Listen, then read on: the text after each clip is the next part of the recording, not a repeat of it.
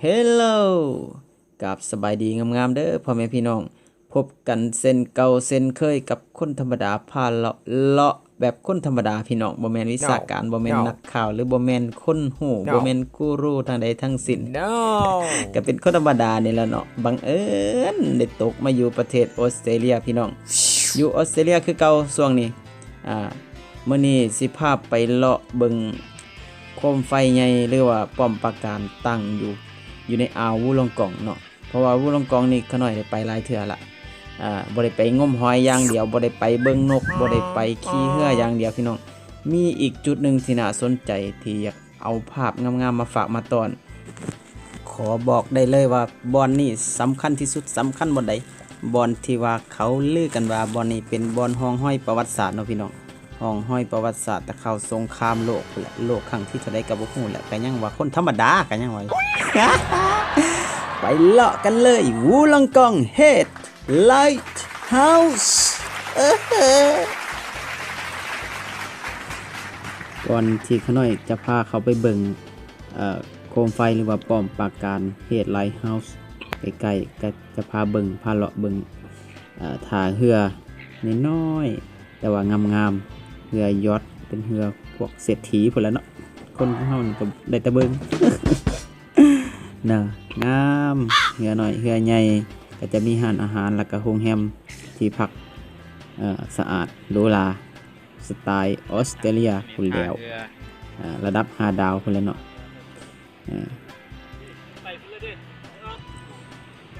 สำหรับคนธรรมดาคือขาน้อยนี่ก็ถือว่าสถานที่นี่ก็เป็นสวรรค์เมืองคนอีกบ่อนหนึ่งเนาะที่บ่เคยพอบ่เคยเห็นแต่เกิดมาก็เป็นครั้งทำอิฐครั้งแรกในชีวิตเนาะที่ได้เห็นเรือยอทแบบเป็นเรือสำราญที่ไหลลำเป็นอ่าวกระบ่น้อยเลยเนาะบ่น้อยพี่น้องเป็นอ่าวใหญ่เติบเป็นมีทั้งเรือท่องเที่ยวเรือประมงหาปลาเนาะ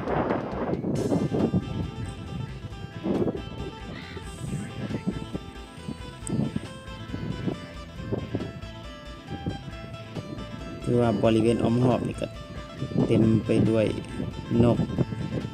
แล้วก็เดินหญ้าเขียวงามเนาะเป็นตะเบิงเป็นตะชมงามหลาย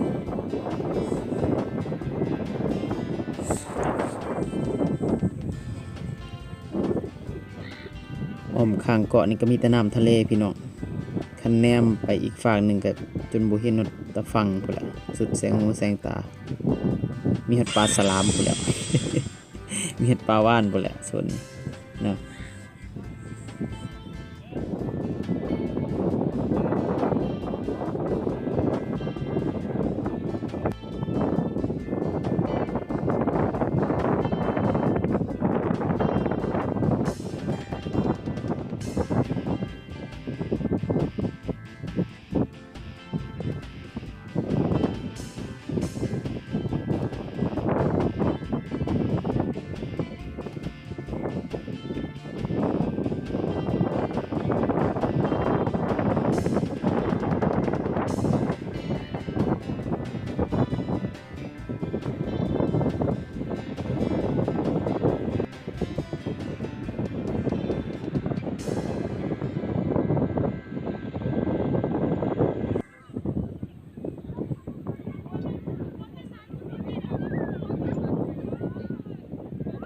ของดีมีหน่อยเนาะ